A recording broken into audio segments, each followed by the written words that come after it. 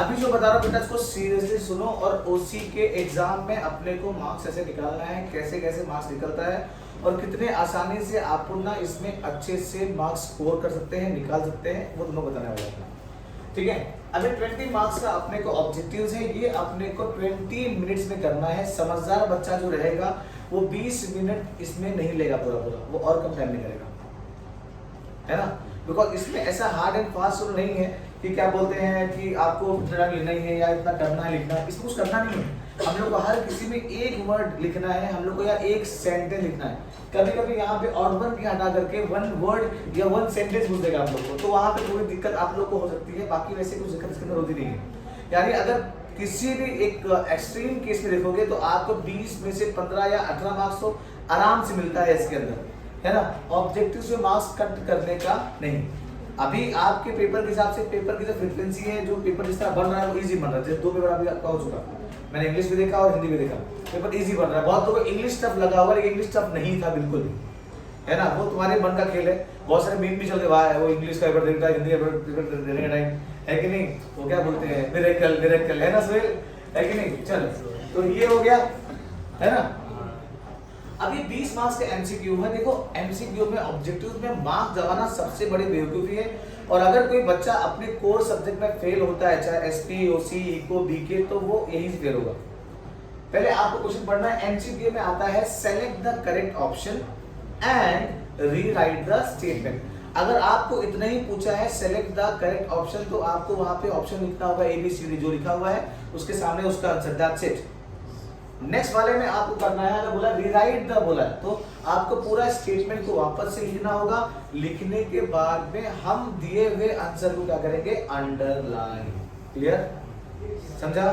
तब अपने को मार्क्स मिलेगा। अपने को स्टेटमेंट बोला है रीराइट करने के लिए, और मैं ऑप्शन के साथ में आंसर लिख करके आया हूं, तो स्ट्रेट अवे मेरा पूरा 5 मार्क्स वहां पे चले जाएगा, है ना, है ना। फिर दांतों तले उंगलियां चबाना बेटा, कुछ मिलने वाला नहीं इधर पे, खत्म हो गया, है ना। इंसान जब सवाल पढ़ता है तो उसका जवाब लिखता है, तो उसको तरीका मालूम पड़ता है कहाँ मार्क्स मिलेगा, कहाँ मार्क्स का घटने वाला है।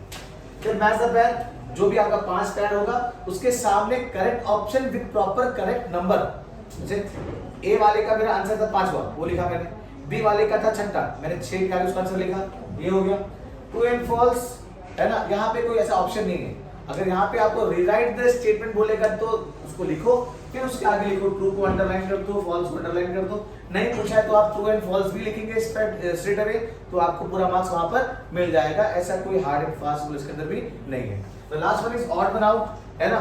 तो ऑर्डर आउट में आप अवॉइड करो पूरा लिखने के बाद, फिर आप गोला मारोगे उसके अंदर, वो आपका बहुत ज्यादा टाइम वहां पर हो जाएगा वेस्ट। वहां पे क्या करना है आपको लिखने के लिए, सिर्फ ये करना कि ऑड वन लिखा आपने, कोलन, जो आपका आंसर है वो लिख दो उधर पे और उसको डन कर दो, है ना।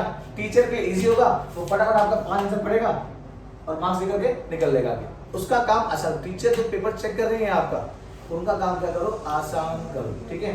तो फटाफट के 5 मिनट के अंदर अपने को एक टॉपिक करना है, 20 मिनट के अंदर चारों टॉपिक हमको करना है। अगर इसके अंदर किसी ने टाका जाके किया दिखाया, भाई पहले का दूसरा चौथा, है ना, तो वो आपका टाइम ले लेगा एक्स्ट्रा, 20 का 25 मिनट, 30 मिनट, 35 मिनट हो जाएगा, है ना। फिर आपको आगे पेपर लिखने में क्या हो जाएगी, तकलीफ हो जाएगी। तो यहाँ पे इसका बहुत अच्छे से ध्यान देने का, बताने का कुछ भी नहीं। एग्जाम में same, again I told you earlier, एक पॉलिसी रखो कि जो मुझे आता है वो मुझे नहीं आता है, लेकिन जो मुझे नहीं आता है वो तेको आता है। यानी मैं पूछूंगा लेकिन बताऊंगा कुछ नहीं। समझ में आया कि नहीं आया, है ना। जो मुझे आता है मुझे नहीं आता, अरे वही नहीं क्या भाई, क्या नहीं क्या, अच्छा देखो नहीं आता बताना भाई, बताना, दिखाना, दिखा, है कि नहीं। ऐसा भी नहीं करो बेटा कि सामने वाला मर जाए बेटा, चिल्लाए रोने लगे, वो ऐसा मत करो, है ना। बताएगा तो ठीक है, बताएगा तो छोड़ दोस्तों, मालूम पड़ा वो भाग रहा कॉरिडोर यहाँ से वहाँ से, पूछ रहे मेरे से, नहीं है नहीं। अगर समझदार बच्चे लोग नहीं पूछते हैं तो पढ़ जाते हैं, ठीक है, समझा। तो ये 20 मार्क्स अपना 20 मिनट के अंदर होना चाहिए और इन डिटेल। और प्लीज एमसीक्यू में कट करके पहले तो आंसर लिखा, फिर कट किया, फिर लिखा, कट किया, ये मत करना। एक बार कट किया गेम खत्म उसका, है कि नहीं। फिर तू ये कट करेगा, फिर पीछे आएगा ना, वैलिड खत्म। एक बार अटेम्प्ट करना खाली बस। आपको लगता है कि इसमें रिस्क है तो पेन से लिख, जब तो शेयर हो जाएगा तब पेन से लिख उसको, है कि नहीं। कट किया ना तो तेरा 1 मार्क्स स्ट्रेट अवे छोड़ गया, ठीक है। तो अभी अपना नेक्स्ट टॉपिक है एक्सप्लेन द टर्म और कंसेप्ट। ये अपने को 8 मार्क्स का आता है। अपने को ऑप्शन दिया होता है 8, करना कोई होता है 4, यानी एक होता है 2 मार्क्स का। तो ये हो गया अपना कुल मिलाकर के 8 मार्क्स का हमको लिखना होता है कि नहीं। अब एक टॉपिक 2 मार्क्स का है तो लोगों के मन में ये फीलिंग आती है कि सर 2 मार्क्स के लिए कितना लिखे। तो 2 मार्क्स के लिए आपको अगर अच्छे मार्क्स चाहिए आपके थ्योरी सब्जेक्ट में कोई रोक टोक नहीं होता है ना। तो आप इसमें कम से कम इसके अंदर लिखेंगे 4 सेंटेंस या 4 पॉइंट लिखेंगे उसमें, है ना। ब्यूटीफुली प्रेजेंटेड और लाइन के बीच में गैप नहीं होगा, यहाँ पे गैप नहीं करना आपको, बिकॉज वो एक ही आंसर है ना। तो you have to write in points, है ना, 1 बाय 1, कोई गैप कोई लाइन छोड़ने का इसके अंदर नहीं, ठीक है। फॉर एग्जांपल यहाँ पे आपको यहाँ पे दे दिया आपको मार्केटिंग। तो मार्केटिंग आपने लिखा इधर पे क्वेश्चन, है ना, आंसर नंबर 1 मार्केटिंग आपने लिख दिया उसको, ठीक है। अब आपको क्या करना है, यहाँ पे 4 पॉइंट लिखना है और आपका एक पॉइंट कम से कम 2 लाइन में तो होना चाहिए। That it should look good, it should look बड़ा, है ना, कि भाई बंदे ने लिखा है कुछ, है ना। और अंडू गुंडू मत लिखना बेटा, सही लिखेगा तो मार्क्स मिलने वाला, लिखने पे मार्क्स नहीं है, सही लिखने पे मार्क्स है। लेकिन वो बोलते ना भर के आने में मार्क्स नहीं मिलता है बेटा, भर के आने पे मिलता है भीख, कि भाई लिखा है चल आधा मार्क्स दे दे उसको। सही लिखने पे आपको भीख नहीं मिलेगा बेटा, आपको पूरा का पूरा मिलेगा, प्रसाद मिलेगा, पूरा पूरा लड्डू मिलने वाला आपको।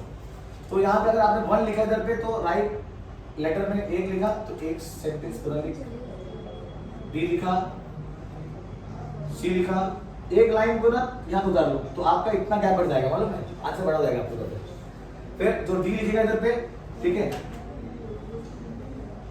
कि नहीं।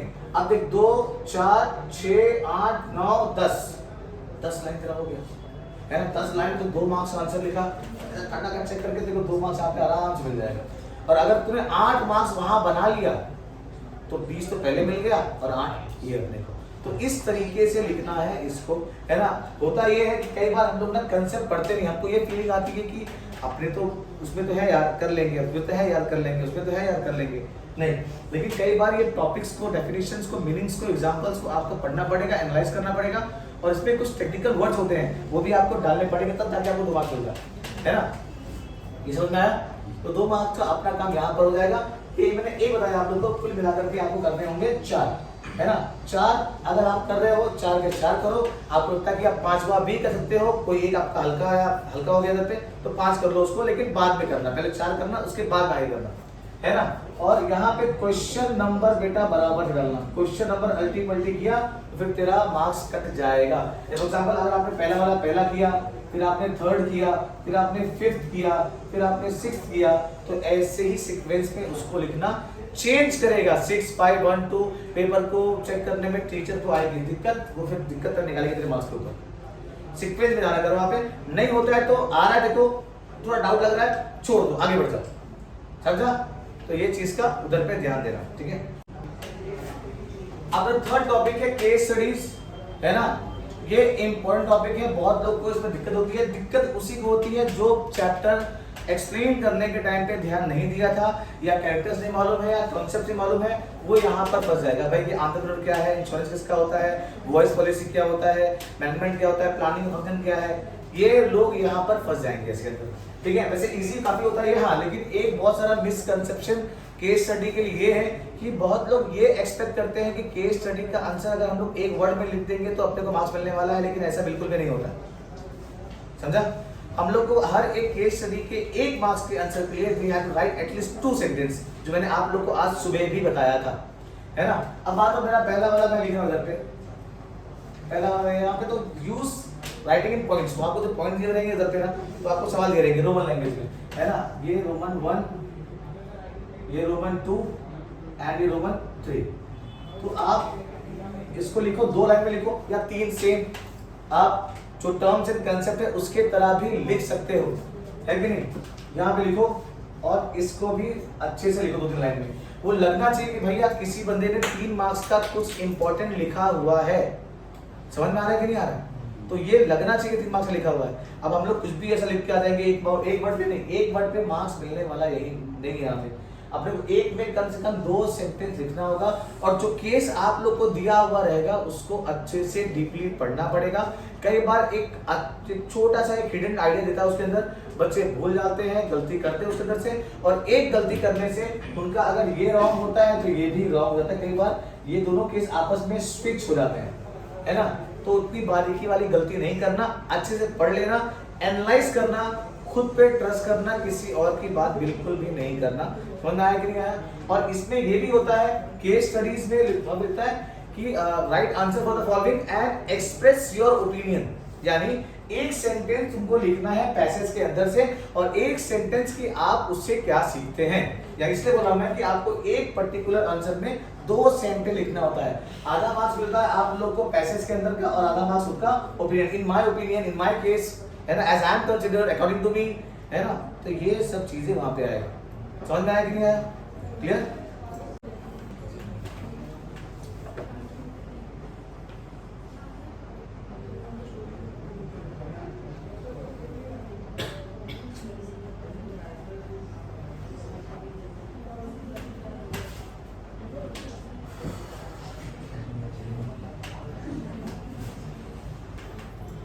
नेक्स्ट टॉपिक है अपना बेटा डिस्टिंग्विश बिटवीन, ठीक है। और मैंने आप लोगों को बोला भी, मुझे बहुत सारे बच्चे को मैसेज किया सर मैंने कॉलेज के प्रीलिम में ना 4 पॉइंट लिखा था डिस्टिंग्विश में तो मेरे को 4 मार्क्स मिला, दिया रहेगा उधर पे। प्रीलिम का पेपर तेरे आंख के सामने आ गया ना, तेरे को दिख रहा है। बोर्ड का पेपर में अगर तेरे को 3 मार्क्स दिखेगा तो मालूम पड़ेगा तेरे को, है ना। बोर्ड के पेपर में अगर डिस्टिंग्विश में तुमको 3 मार्क्स दिया एक के ऊपर तो तेरे को मालूम पड़ने वाला है क्या? प्रीलिम में तेरे को मालूम पड़ गया ना। लेकिन जो टीचर का नेचर कैसा है, क्या प्रेजेंटेशन है, क्या चेक किया, उसको पसंद नहीं आया तो, है ना। इसलिए हमेशा सेफ साइड पे रहने का, ठीक है। मैंने ना एक 6 डिस्टिंग्विश को एक्सप्लेन किया है, अभी मैंने यूट्यूब पे डाल के दिया उसको, आप लोग भी इसको देखना बराबर से, वो बूस्ट हो गया है, ठीक है। उसको भी देखना बराबर से। तो मेन डिस्टिंग्विश है 5 मैंने एक्सप्लेन किया है, प्लानिंग वाला जो सेप्टेम्बर 2 का मैंने एक्सप्लेन नहीं किया उसको क्योंकि फाइल मेरे से उड़ गया था उसमें से, ठीक है। तो मैंने उसको एक्सप्लेन नहीं किया, उसको पढ़ लेना बराबर से। तो वो करने के बाद में उसको बताया मैंने क्या क्या लिखना है और किस किस तरीके से अपने को लिखना है। यहाँ पे पैटर्न किस तरीके का है उसको देख लो। आप कैसे लिखोगे मैं बता रहा हूँ, जितना भी लिखोगे उसको अंडरलाइन करना बराबर से और देखना नंबर यहाँ लिखा बराबर से, ठीक है। तो नंबर के लिए अलग लाइन कोई दिक्कत नहीं, चलेगा। It's all about presentation. आपका अंदर लिखना अंदर लिख, बाहर लिखना बाहर लिख, लिखा हुआ सही रहना चाहिए। अगर तो अंदर लिखना तो पहला पॉइंट यहाँ पे लिख मीनिंग, कुछ भी कर, जिस तरह खाने से पहले आप हाथ धोते हैं ना, उस तरह हर डिस्टिंग्विश में ट्राई टू राइट पहला पॉइंट मीनिंग का। मीनिंग लिखेगा तो एक अच्छा इंपैक्ट पड़ता है भैया कि बच्चा पढ़ के आया है कि नहीं। तो मीनिंग लिखा घर पे। अब लिखने के बाद में इसको लिखो बराबर से, इसको भी लिखो बराबर से, दोनों, है ना। बहुत बड़े बेटा लाइन मारते ऐसा डिस्टिंग्विश में है ना। डिस्टिंग्विश तुम्हारा काफी अच्छा, काफी नीट एंड क्लीन और काफी अच्छा होना चाहिए, समझा। तो अब मैं यहाँ पे लिखा, तो लिखने के बाद में एक मैंने मार दिया 2 लाइन, ठीक है। अब इसमें ये वाला डिस्टिंग्विश 2 लाइन में आया कोई फर्क नहीं पड़ता है, ये वाला 6 लाइन में आया फर्क नहीं पड़ता है। जहां पे आपका ज्यादा लाइन खत्म होगा वहीं से आपका पार्टीशन आने वाला है। समझ में आया कि नहीं आया? Please don't write a different box for meaning. आपका काम बढ़ जाता है उसके अंदर और टाइम उसमें 2-3 मिनट ज्यादा निकलता है आप लोग का। बीच में तो लिखना ही मत गलती से भी, है कि नहीं। वो भी टीचर लोग को पॉइंट ढूंढने लगता है, यार कहाँ लिखा है, कहाँ लिखा है, कहाँ लिखा है। यहाँ पे लिखा है ना, तो सारे पर आपके लाइन से आएंगे तो टीचर की आंखों में आएगा और फटाफट फटाफट आपका पेपर अच्छा प्रेजेंट समझ करके वो मार्क्स दे करके निकल जाएंगे, है ना। अब सेकंड पॉइंट जो आ रहा है आपका, सेकंड पॉइंट लिखो सेम, लिखा यहाँ पे लिखो उसको सेम बराबर से और उसको अंडरलाइन कर दो। आपको लगता है कि if you have more time आप उसमें और अच्छे से इनपुट डाल सकते हो। तो जो इसमें जो मेजर वर्ड्स है you can underline those major words, है ना। तो टीचर और भी ज्यादा आपसे खुश रहेंगे। हाँ यार अच्छा एग्जांपल भी अंडरलाइन किया, ये भी अंडरलाइन किया, है ना। फिर थर्ड पॉइंट लिख दो ऐसे वहां पे। अब सर पॉइंट कितना लिखना है इसमें, पॉइंट लिखना कितना अपने को, है ना। मैं बता रहा हूँ, अभी कोई 5 बोल रहा है, कोई 6, कोई 7। देख, जिसको OCM में 95 मार्क्स तक लेकर के आना है आउट ऑफ 100, है ना, 95 मार्क्स लेकर के आना है आउट ऑफ 100, तो वो गलती से भी 6 पॉइंट मत लिखना, है ना। लास्ट ईयर अपने ही क्लास में मोइन को 97 मार्क्स आया है OCM के अंदर, है ना। तो यहाँ पर मैं बोल रहा हूँ, पे 7-7 पॉइंट लिखेगा ना तो टीचर के हाथ ऐसे बन जाएंगे, तो कहाँ मार्क्स आते उसका मैं। ये इसने प्रॉपर डिस्ट्रीब्यूट भी किया है, प्रेजेंटेशन भी किया है, मार्किंग भी किया है, बुलेट पॉइंट भी लिखा हुआ, 7 पॉइंट भी लिखा है, जबकि 4 मार्क्स के लिए वैलिडिटी अपने को 4 पॉइंट चाहिए, है ना, विद मीनिंग। ये लिख के रखा 7 मार्क्स, कहाँ इसका मार्क्स काट बोलते हैं ना, आधा मार्क्स तो करते ही करता है, नहीं काट पाएंगे वहां पे पूरा मार्क्स, वहां पे मार्क्स आपका नहीं कटेगा। हाँ, तो दिमाग से वीक है, तुम्हारी कैपेसिटी नहीं याद करने के लिए, तो आप 4 लिख करके आओ, 5 लिख करके आओ। 5 भी लिखा तो आपको 4 मार्क्स तक मिलने के चांस है, मिलेंगे नहीं बोल रहा हूँ, है ना। बहुत बच्चे मेरी बात से वो एग्री नहीं करेंगे, सर आप तो टीचर ऐसा बोली ऐसा बोली। बोर्ड एग्जाम में ऐसा नहीं होता है ना, वो आपको खुश करने के लिए बोल रहे हैं। अगेन सेम चीज, अभी तुझे मालूम पड़ा ना बोर्ड एग्जाम में क्या होगा, मालूम पड़ने वाला है क्या, पेपर तेरे हाथ में नहीं आता है। तो फॉर सेफ्टी मेजर्स, अपने मार्क्स को बचाने के लिए, जो पढ़ने में अच्छा है, जो अच्छा कर सकता है, try to write 7 points, 6-7 points, और जो है तो भाई 3-3.5 मार्क्स अपने को आएगा, तो try to write 4 to 5 points, ठीक है, इतना ही लिखना है। डिस्टिंग्विश ट्राई करो कि लेफ्ट से शुरू करना और राइट पे खत्म करने के, ताकि पूरा पॉइंट्स टीचर के सामने होगा, तो उसको अच्छा लगेगा, तो फटाफट मार्क्स देकर के निकल जाएगी। आप टीचर का काम आसान करोगे तो आपको आसानी से अच्छे मार्क्स मिल जाएंगे, इतना ही कैलकुलेशन है खाली इसके अंदर, ठीक है। अभी अपना नेक्स्ट टॉपिक है question number 6, justify the following, ठीक है। अपने को 2 करना होता है, 4 में से अपने को आता है 8 मार्क्स के लिए, और 1 के लिए एस्टिमेटेड जो टाइम है वो है अपना 8 मिनट। अच्छा, बहुत सारे बच्चे लोग इसमें कंफ्यूजन करते हैं, और मैं आप लोगों को बता देता हूं, मैं आपके ओसी में अगर कहीं पे मार्क्स करता है तो यही करता है, समझा, बिकॉज आप इस इंप्रेशन में होते हो कि we have to write only 5 to 6 sentence, और आप लिखते हो वहां पे मैनेजमेंट इज वेरी इंपॉर्टेंट, तो सेंस ही नहीं इस बात का। मैं बोला ना, मैं लिखना और सही लिखना और वैल्यूएबल लिखना वो अलग बात हो जाएगा। बोले मैं लिख के तो आया हूं बात, अभी नहीं देगी बेटा, नहीं मिलेगा तुमको मार्क्स, है ना, वो पागल नहीं है वो, तू जो लिख के आया वही होना चाहिए ना, है कि नहीं। कोई आदमी दारू पी रहा है, बोला मैं पी के आया, वैल्यू है क्या, पानी पी के आया तो वैल्यू है उसका, है ना, पैसा वाला हिसाब है। अब यहाँ पे 6 पॉइंट यहाँ पे लिया है, अब तुम लोग बोलेगे सर 4 मार्क्स के लिए है, 4 पॉइंट लिखना है, जरूर उतना बोलिए। यहाँ पे देखो, आप शुरू करोगे कभी भी एक सिंपल सेंटेंस जो उसके मीनिंग से रिलेट करेगा। अपने को जस्टिफाई में डेफिनेशन नहीं लिखना है, यहाँ पे लिखना है अपने को उसका मीनिंग, और लास्ट में हम लोग को जो 6 पॉइंट है उसको एंड करना है कंक्लूजन से। कैसे तो करेंगे, हेंस, ड्यू टू,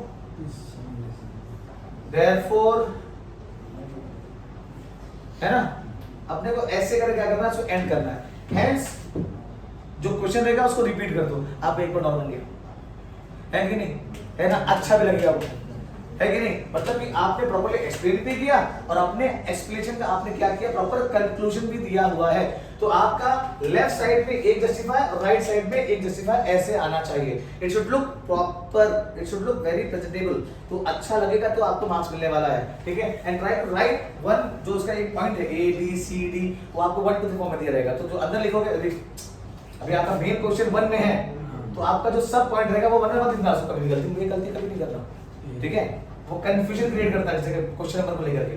तो अगर 1 दिया हुआ है तो राइट A या ये वाला 1, समझा, ऐसा लिखना, ठीक है। और 1 लिखा है तो आप बोल्ड लेटर्स नहीं यूज करते, बड़ा वाला A बड़ा वाला B आप नहीं यूज कर सकते उसको, ठीक है। तो मैंने ये लिखा और 6 पॉइंट लिखो, 1 2 3 4 5 लिखा मैंने अबाउट द क्वेश्चन, जो क्वेश्चन को पूछा हुआ है, और लास्ट में उसका कंक्लूजन, हेंस, ड्यू टू, है ना, देयरफॉर, है, अकॉर्डिंग टू, स्टेटमेंट, फला फला, इस फला फला जो भी है, वो लिखने के बाद में हम लोग को उसको अच्छे से क्या करना है, एंड करना। समझ में आया क्या बोला मैं, समझा। तो ऐसा नहीं बोलना कि मैंने 5 स्टेटमेंट 5 लिख दिया। एक आपका पॉइंट ना एक लाइन में नहीं होना चाहिए, कम से कम 2 या 2.5 लाइन में भी होना चाहिए। इट शुड लुक बड़ा है, 4 मार्क्स लिखा था ना आपने, तो 5 मार्क्स का अगर 5 मिनट में तो कंट्रीब्यूट कर रहा है उसमें, तो तूने क्या लिखा उसके अंदर। और कोई अगर बोलता है कि सर मेरा पेपर छूट गया उसी का एसपी का, तो समझ दो लानत है उसके ऊपर।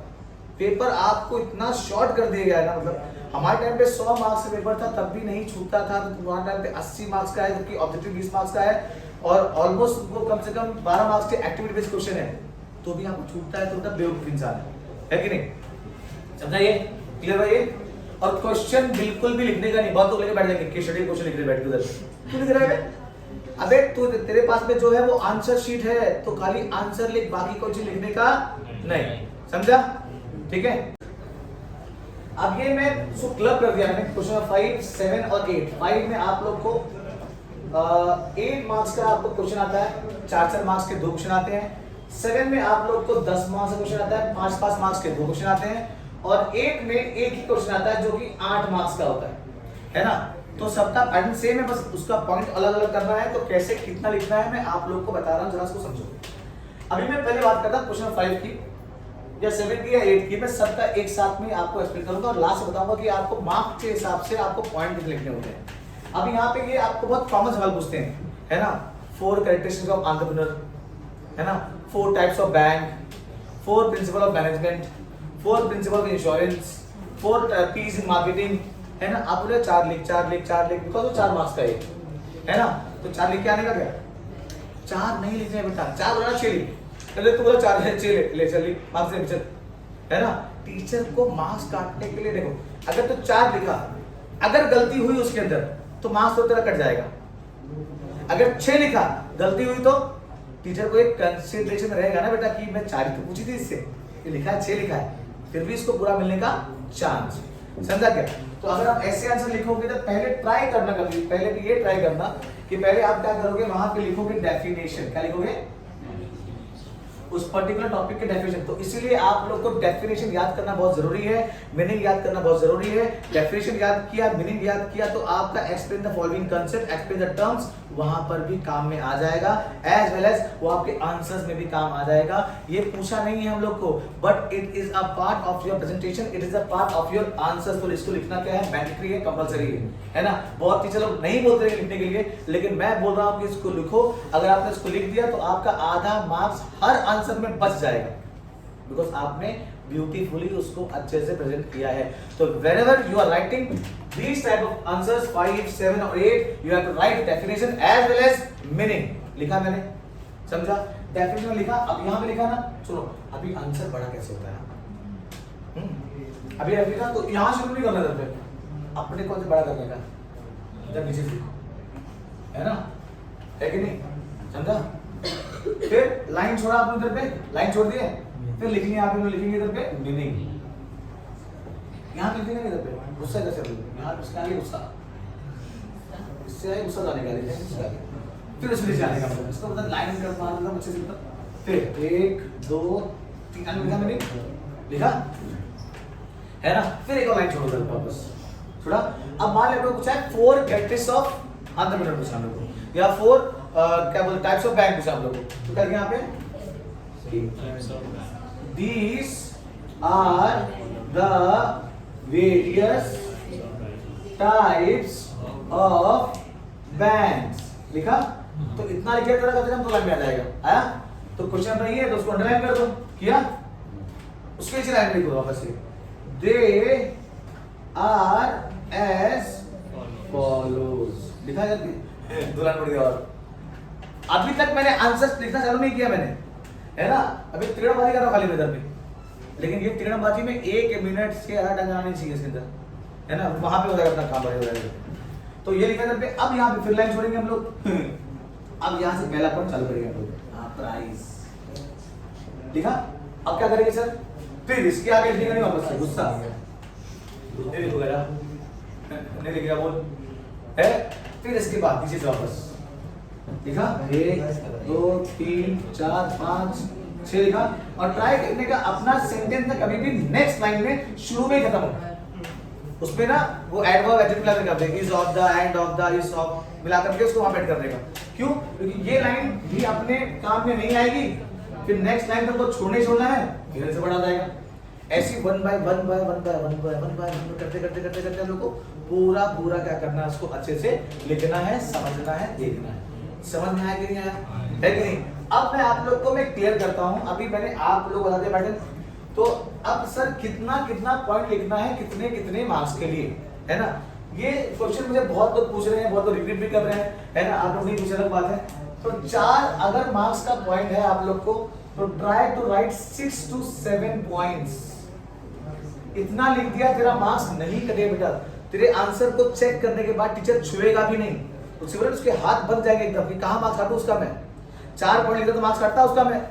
ये 6 पॉइंट लिखा भी है, डेफिनेशन भी लिखा है, मीनिंग भी लिखा है और उसका स्टार्टिंग भी दिया है, प्रेजेंट भी किया है, अंडरलाइन भी मारा है, कहाँ मार्क्स काटू उसका बेचारे का।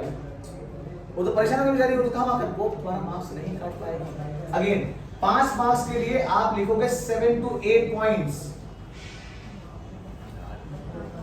समझा? से बेटर ना, definition, meaning and all this, समझा? एंड 8 मार्क्स के क्वेश्चन के लिए राइट 8 to 10 पॉइंट्स, है ना? पूरा का पूरा सेम, मतलब डेफिनेशन, मीनिंग और ये वाला पार्ट तो सेम ही रहेगा। यहाँ पे करना क्या हम लोग को, these are various question repeat करना है इधर पे हम लोग को, देयर इज फॉलो शेयर को नीचे से आंसर उसके आगे करते हैं। और कई बार ऐसा होता है कि हम लोग आंसर्स के पॉइंट भूलते हैं हम लोग, तो लेफ्ट साइड पे या कहीं पे पेपर के ऊपर या पीछे कहीं पे पेंसिल से बुलेट पॉइंट को लिख लिया करो, है ना? तो आप लोग को रिमेम्बरेंस रहेगा, आप लोग को याद रहेगा, ताकि आपको दिक्कत ना हो जाए। समझा? समझा कैसे बात, है ना? तो इन सारी चीजों को देख लो, बराबर से मैनेज कर लो और पेपर इसी पैटर्न में लिख करके आना। एक भी मार्क्स यहाँ वहां से छोड़ना नहीं बिल्कुल भी। देखो थियरी का एग्जाम है, आपको कोई दोस्त बोलेगा मैं भर के आया, लिख के आया, मार्क्स मिलता है। सच मुझे बोला बेटा मैं लिख के आने पे मार्क्स नहीं मिलता है, सही लिख के आने मार्क्स मिलता है। ओसीएम के पेपर में तो अगर एसपी का लिख करके आएगा, एसपी में इक्वल लिख करके आएगा बेटा, तो पास नहीं होने वाला है। अभी तू तो बोला ना भर के आया, पेपर भर के तो आया मैं, मार्क्स नहीं मिलेगा बेटा, सही लिखने पे मार्क्स मिलता है। क्लियर है एकदम? क्लियर एकदम? समझा? तो इसका ध्यान देना। 80 मार्क्स का पेपर पूरा अटेम्प्ट करना, ठीक है? टाइम मत गवाना और मांगने या पूछने पे बिल्कुल जाया मत करना। जो इंपॉर्टेंस मैंने दिया है चैप्टर वाइज, उसको बहुत अच्छे तरीके से देख करके समझ करके उसको पढ़ लेना। जितना अच्छा उसको कर लोगे, मैं बोलता हूँ उसके बाहर से कुछ नहीं आने वाला है। तुमने उसका टेस्ट भी दिया हुआ है, बहुत टेस्ट का तो भंडार तुमने दिया टेस्ट का उसका, तो आपको सच बोल रहा हूँ वही क्वेश्चन जो आपका मैंने टेस्ट लिया है वही आपको दिखने मिलेंगे, पर इंपॉर्टेंस में भी वही क्वेश्चन है। मामला फंसता है मालूम आप लोग का, सिर्फ और सिर्फ जस्टिफाई में खाली मामला फंसता है और कहीं मामला नहीं फंसता है ना? बिकॉज वहां पे थॉट नहीं आता, आंसर में आपको बुलेट पॉइंट होते हैं लेकिन जस्टिफाई में पॉइंट्स नहीं होते, इसलिए कुछ बच्चे उससे डरते हैं खाली, बस डरने वाला केस वो भी नहीं है। समझ में आया कि नहीं आया? पहले इंपॉर्टेंट चैप्टर्स को अच्छे से पढ़ो, जाकर रात में रिवाइज करो, है कि नहीं? और कल का दिन तुम्हारे पास में है, पढ़ाई करो, मजे से रिवाइज करो, लास्ट में रिवाइज सॉल्व करो, आपका पेपर अच्छे से हो जाएगा। 80 मार्क्स पेपर है, ट्राई करो इसको 2 घंटे 50 मिनट में करने का कंप्लीटली, और जो अगला 20 मिनट है उसको प्रेजेंटेशन में लाइन में मार्क बराबर से गड़बड़ करने का। एक भी मार्क्स जाने मत दो। 1 मार्क्स गया बेटा तो आप लोग का अप्रॉक्सीमेट 0.17% क्या होता है, निकल जाता है। आपके वो 1 मार्क्स होगा, लेकिन आपके परसेंटेज में, आपके रिजल्ट में इतना, हर 1 मार्क्स से इतना परसेंटेज आपका कम होने वाला है। तो 1 मार्क्स भी खोना बेटा it is very very risky. तो ध्यान लगाओ और अच्छे से पढ़ाई करो। All the best.